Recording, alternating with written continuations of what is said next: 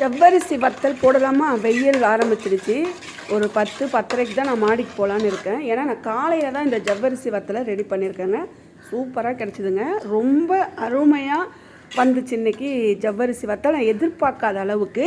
ஆனால் இது 3 நாளாக நான் வந்து எடுத்திருக்கேன். 3 நாள் கழித்து ஒரு வத்தல், அதாவது ஜவ்வரிசி வத்தலை எடுத்து எண்ணெயில் போட்டு பொரித்து சாப்பிட்டு பார்த்தா சூப்பராக இருந்துச்சுங்க. ரொம்ப நல்லா இருந்துச்சு. நீங்களும் ட்ரை பண்ணுங்கள். வீடியோ முழுசாக பாருங்கள். கடைசியாக இருக்குது விஷயம், அதனால் சொல்கிறேன். தக்காளி காரக்குழம்பு செமையாக இருந்ததுங்க. இந்த அப்பளத்துக்கும் அந்த குழம்புக்கும் சூப்பராக இருந்தது. சிக்கன் 65 கேட்டிருந்தாங்க. அதனால் கொஞ்சம் ஒரு 1/2 கிலோ எடுத்ததில் 1/4 கிலோ வந்து 65 போட்டுட்டு கொத்துக்கறி மாதிரி வந்து சிக்கனை நல்லா அப்படியே அது ஒரு மாதிரி ரொம்ப டேஸ்ட்டாக இருந்துச்சு. அது பிறகு பாருங்கள், தக்காளி ரசம் சொல்லலாம். இட்லிக்கு பார்த்திங்கன்னா தக்காளி கிடையல் சொல்லலாம். தண்ணியாக இருந்துச்சுன்னா தான் இந்த இட்லிக்கு வந்து சூப்பராக இருக்கும். இந்த தக்காளி கிடையல் வந்து கட்டியாக இருந்துச்சுன்னா தக்காளி சூப்பாக மாறிடும். அதனால கொஞ்சம் தண்ணியாக வச்சு இட்லிக்கு சாப்பிடுங்க. நல்லா இருந்துச்சு. சிக்கன் வந்து கீமா சொல்லுவாங்க. அதாவது கொத்துக்கறி மாதிரி இருக்கும். நம்ம வாங்கிட்டு வந்து அதை மிக்சியில் ஒரு ஓட்டி நம்ம எல்லா மசாலாவும் போட்டு 2 முட்டைலாம் உடச்சி ஊற்றி சாப்பிட்டோம்னா சூப்பராக இருக்கும். தேங்காய் பால் அரைச்சி அந்த மணத்தக்காளி வத்தல் குழம்புக்கு கடைசியாக ஊற்றி வச்சு கிடைச்ச வத்தல் இவ்வளவு தான். இன்னும் நான் எடுக்கவே இல்லை. துணியில் போட்டபடியே இருக்குங்க. தண்ணி தெளித்து எடுக்கணும், அது ரொம்ப நேரம் ஆகும்னு சொல்லிவிட்டு நான் பொறுமையாக எடுத்துக்கலான்னு சொல்லி நான் வந்து எனக்கு இப்போதைக்கு தேவையான வத்தலை மட்டும் ஒரு 10 எடுத்து பசங்களுக்கு பொரித்து கொடுத்து சாப்பாட்டுக்கு சாப்பிட்டும் பார்த்தாச்சு. உண்மையிலேயே சொல்கிறேன், முதல் முறையாக ட்ரை பண்ணியிருக்கேன் இந்த ஜவ்வரிசி வத்தலை. நல்லா இருந்துச்சுங்க. ஏற்கனவே நான் ட்ரை பண்ணது எல்லாமே சொதப்பல் தான் போணுச்சு. ஆனால் இன்றைக்கி பார்த்திங்கன்னா ரொம்ப நல்லா இருந்துச்சு. 1 கிலோ மாவு ஜவ்வரிசி எடுத்துக்கணும். 1/2 கிலோ நம்ம எந்த அளவு அளக்குறோமோ கிண்ணத்தில் அதே அளவுக்கு தண்ணி ஊற்றி நம்ம ஊற போடணும். ஊற போடுறதுக்கு முன்னாடி கொஞ்சம் தண்ணி ஊற்றி கழுவி தண்ணியை கீழே ஊற்றிட்டு நம்ம அந்த கப்பு அளந்துருக்கோம் இல்லையா, 1/2 கிலோ, அதே அளவு அதாவது 1 டம்ளர்னால் 1 டம்ளர் தண்ணி ஊற்றி ஊற போடுவோம். 1 மணி நேரம் ஊறட்டும்.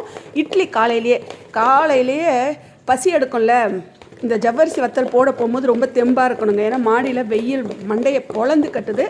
முதல் நாள் எப்போவுமே மாவு அரைச்சோம்னா மறுநாள் புளிச்ச மாவு இருக்கும் இல்லையா, இந்த இட்லி மாவு, அதில் வந்து தோசை ஊற்றுனா எனக்குலாம் சரிவர பிடிக்காதுங்க.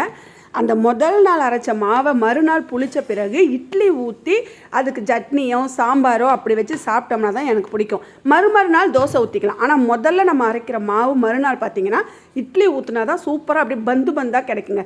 இப்போ அதே மாதிரி கொஞ்சம் மாவு எடுத்து உப்பு போட்டு கலக்கி இட்லி ஊற்றி கிடையல், அதாவது தக்காளி கிடையலுங்க.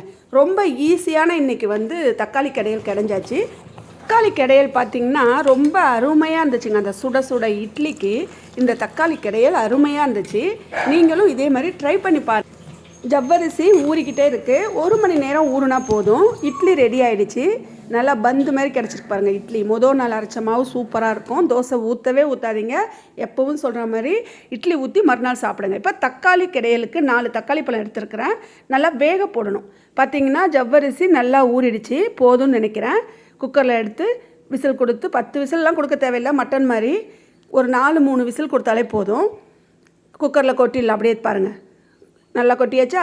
நம்ம 1 டம்ளர் அளந்துருக்கோம்னா நம்ம ஏற்கனவே 1 டம்ளர் தண்ணி ஊற்றிருக்கோம். அதே மாதிரி 4 டம்ளர் தண்ணி ஊற்றினா போதுங்க. மொத்தம் 5 டம்ளர் போதும். அதாவது ஒரு அளவு 1 டம்ளருக்கு 5 டம்ளர் போதும். நான் இன்றைக்கி 1/2 கிலோ எடுத்திருக்கேன். எந்த அளவு அளந்தனோ அதே மாதிரி நான் 5 டம்ளர் தண்ணி ஊற்றி குக்கரில் வேக போட போகிறேன் பாருங்கள். இந்த ஜவ்வரிசி மாவு ஜவ்வரிசி, நைலான் ஜவ்வரிசி கிடையாது, மாவு ஜவ்வரிசி. நல்லா 4 கலக்கி விட்டுடலாம். தக்காளி பாருங்கள் நல்லா வெந்துக்கிட்டு இருக்குது. கரண்ட் அடுப்பில் தான் நான் வேக போடுறேன். நல்லா தலை தக்காளி வெந்துக்கிட்டு இருக்குது. தோலை உரித்து நம்ம கிடைய வேண்டியதான். விசிலை போட்டு விட்டாச்சு. ஒரு 3 விசில் கொடுத்தா போதும். தக்காளி நல்லா வெந்துடுச்சு பாருங்கள். தோலை உரிச்சிடலாமா? கொஞ்சம் ஆறட்டும், ரொம்ப சூடாக இருக்குது. எல்லா தக்காளியும் நல்லா வெந்துடுச்சு. வேக போடுறது தான் முக்கியமான வேலையே இதுக்கு. தோலை எடுத்துடலாம் பாருங்கள். தோலை எடுத்துட்டு நல்லா கையாலேயே பிசையணுங்க. அம்மி இருந்தால் அம்மியில் அரைக்கலாம். மிக்சியில் அரைச்சோம்னா ரொம்ப பட்டாட்டாயிடும். அதனால் நல்லா கையாலேயே பொறுமையாக அப்படியே கிடைஞ்சி விடணும். தோல் எல்லாத்தையுமே உரிச்சிடலாம் பாருங்கள். எல்லா தோலையும் எடுத்துருவோம். தக்காளி வந்து நல்லா புதுசாக இருக்கணும். கொஞ்சம் கூட அந்த ஒரு வாடை இருக்கும்ல, சிலது அழுகுன தக்காளி மாதிரி இருக்கும். அந்த தக்காளிலாம் போட்டுறாதீங்க. தக்காளி கிடையில கெடுத்து விட்டுடும். இப்போ பார்த்திங்கன்னா கையால் நல்லா கிடையணும். விசில் வரப்போகுது. விசில் வந்துடுச்சு. நான் 3 விசில் கொடுத்துருக்கேன். விசில் வரட்டும் பாருங்கள், வந்துடுச்சு. ஒரு மண் சட்டியில் கொஞ்சமாக எண்ணெய் ஊற்றி கடுகு, ஜீரகம், வெங்காயம், பச்சை மிளகாய் சின்ன சின்னதாக கட் பண்ணி நல்லா வதக்கி எடுத்துக்கலாம். பாருங்கள், ரொம்ப ஈஸியான தக்காளி கடையல். விசில் எல்லாமே கொடுத்து முடிச்சிருச்சு. இப்போ நம்ம வந்து அந்த விசிலை எடுப்போம். பாருங்கள், வரமாட்டது, கொஞ்சம் அந்த ப்ரெஷர் இருக்குது, அதனால் அது போன பிறகு எடுத்துக்கலாம். இப்போ நல்லா வதங்கின பிறகு தக்காளி நல்லா கடைஞ்சி வச்சுருக்கோம் இல்லையா, அதை தூக்கி ஊற்ற வேண்டியதாங்க. 2 கலக்கி விட்டுடலாம். எவ்வளோக்கு எவ்வளோ தண்ணி ஊற்றுறோமோ அவ்வளோக்கு அவ்வளோ சூப்பராக இருக்கும். கொஞ்சமாக வெறும் மிளகாத்தூள், மல்லித்தூள், உப்பு, மஞ்சத்தூள் சேர்த்து நல்லா 2 கலக்கி விடலாம். மல்லித்தூள் எவ்வளோக்கு எவ்வளோ போடுறோமோ அவ்வளோக்கு அவ்வளோ வந்து அந்த தக்காளி கடையில் வந்து டேஸ்ட்டாக இருக்கும்.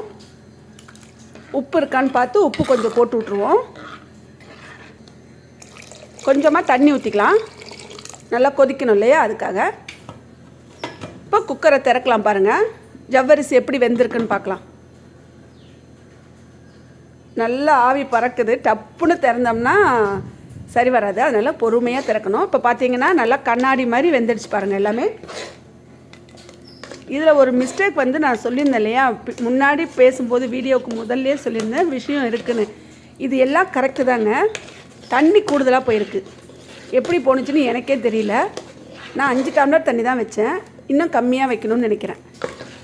இருந்தாலும் கொஞ்சம் யோசிக்கல, சரி ஆறின பிறகு கெட்டியாகிடும்னு நினச்சிட்டேன். பார்த்திங்கன்னா நல்லா இப்போ திட்டமாக இருக்கா. இதில் இன்னும் ஒரு மிஸ்டேக் என்னென்னா, நான் துணியில் ஊற்றினேன் இல்லையா, அந்த துணி சரியில்லையா என்னன்னு தெரியல. அந்த வத்தல் புளிஞ்சபடியே தாங்க இருக்குது. தக்காளி கடையில் ரெடி ஆகிடுச்சு. அடுப்பு ஆஃப் பண்ணிடலாம். கருவேப்பிலை, கொத்தமல்லி எல்லாம் போட்டு அடுப்பு ஆஃப் பண்ணிவிடுவோம். பாருங்கள், நல்லா கொதிச்சிடுச்சு. சூப்பராக இருந்துச்சுங்க. இட்லிக்கு அப்படியே நம்ம 2 இட்லி சாப்பிட்றோம்னா 4 இட்லி வான்னு கூப்பிடுங்க இந்த தக்காளி கடையில். ஆமாங்க, உண்மையிலே தான் சொல்கிறேன், ரொம்ப டேஸ்ட்டாக இருந்துச்சு. கொத்தமல்லி தலையை போட்டு இறக்கி வச்சுருவோம், முடிஞ்சிடுச்சு. இப்போது இந்த ஜவ்வரிசி வத்தலுக்கு வெறும் மிளகாய் இருக்கு இல்லையா, அதை வந்து நம்ம மிக்சியில் நல்லா கொரகொரப்பாக ஓட்டிக்கலாம். உப்பு சேர்த்துக்கலாம், தேவையான உப்பு, காரத்துக்கு ஏற்ற மாதிரி மிளகாய் அரைச்சி போட்டு நல்லா கிண்டியாச்சு. ஜவ்வரிசி வத்தல் ரெடி ஆயிடுச்சு. இப்போ காலையில் வந்து இதெல்லாம் ரெடி பண்ணி வச்சுட்டு இட்லியை சாப்பிட்டுட்டு மாடிக்கு எடுத்துகிட்டு போகணுங்க. நல்லா கலக்கியாச்சு, சாப்பிட்டாச்சு. சூப்பராக சாப்பிட்டு வயிறை அப்படியே திருப்தி பண்ணிவிட்டு இன்றைக்கி மாடியில் போய் 10 மணிக்கெல்லாம் வெயில் ரொம்ப ஈஸியாக இருக்கும் போதே நினச்சேன் இதில் ஏதோ ஒரு விஷயம் இருக்குதுன்னு சொல்லிட்டு. ஏன்னா நம்ம வந்து அந்த இந்த வத்தல் போட்டோம் இல்லையா, கஞ்சி வத்தல், அது ரொம்ப கஷ்டமாக இருந்துச்சு. ஆனால் இது ரொம்ப ஈஸியாக இருந்துச்சு. ஆனால் எடுக்கிறது பார்த்திங்கன்னா படாத பாடுபட்டாச்சு. சிக்கன் கொஞ்சமாக வந்து வேக போட்டுக்கலாம். வேக போட்ட சிக்கனோட கொஞ்சமாக இஞ்சி பூண்டு பேஸ்ட்டு போட்டு உப்பு மஞ்சத்தூள் சேர்த்து நல்லா வேகணும். கொஞ்சமாக தண்ணி ஊற்றணும், ரொம்ப அதிகம் ஊற்றக்கூடாது. தண்ணி வத்துற வரைக்கும் வேகணும்.